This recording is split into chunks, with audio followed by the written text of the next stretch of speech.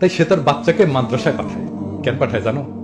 পাঠায় এই জন্যে যে সে শুনছে যে তার সন্তান যদি একজন আলেম হয়, তার সোয়াবের ভাগে হয়তো সে জান্নাত পাবে। সে শুনছে তিরমিজি শরীফের হাদিস মতে 10 জনকে সুপারিশ করতে পারে জান্নাতে নেওয়ার জন্য।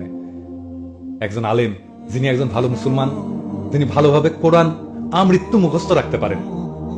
তাই বাংলাদেশের সাধারণ মানুষ মনে করে খোদা তাআলা হয়তো দয়া করবেন, হয়তো তার ছেলের সোয়াবে পুলসিরাত পার হয়ে যাইতে পারবে। বাংলাদেশের সাধারণ মানুষের জীবনে তাই কোরআন শরীফ এত আদরের, মহানবী সাল্লাল্লাহু আলাইহি ওয়াসাল্লাম এত আদরের। তাই সে মাদ্রাসার ওই ছোট ছোট সলবল ওদের মহব্বত করে ডাকে, কি জানো কি বলে ডাকে? কোরআনের পাখি। আর সেই মাদ্রাসার বাচ্চাদের তুমি পাখির মতো গুলি করে মারছো। তুমি ছাত্রদের ওস্তাদদের জেলে দিছো। সাধারণ মানুষ তোমাকে কোনোদিন ক্ষমা করবে?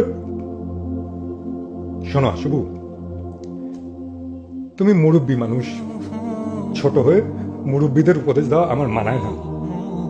তাও তোমার হাউস, তুমি দেশ চালাবা। দেশ কেমনে চালাইতে হয় জানো?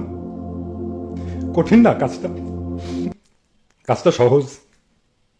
খলিফা হারুনুর রশিদ এই কাজটা করতেন। তিনি ঘুরে ঘুরে দেখতেন তার রাজত্বে সবচেয়ে দিনহীন কে, সবচেয়ে দরিদ্র কে, সবচেয়ে কাতর লোকটা কে। খলিফা তার সমস্ত শক্তিকে ও সবচেয়ে দুর্বল মানুষটার জন্য নিয়োগ করতেন। অথচ তুমি দেখো, তুমি দরিদ্র মানুষদের যে ঘরটা দিলা, সে ঘরটা ভেঙে পড়ল। বানাইছো, মেলা গর্ব করছো সেগুলো নিয়া, কিন্তু একদিনেও সে ঘরগুলায় ঢুকছিলা তুমি? ঢুকো নাই তো। বড়লোকদের বিল্ডিং বানাইছো অনেক। এই যে কাকরাইলে বিচারপতিদের নজর কাড়া বিল্ডিং বানাইলে আমি গেছিলাম, ওইটা তো ভাঙে না।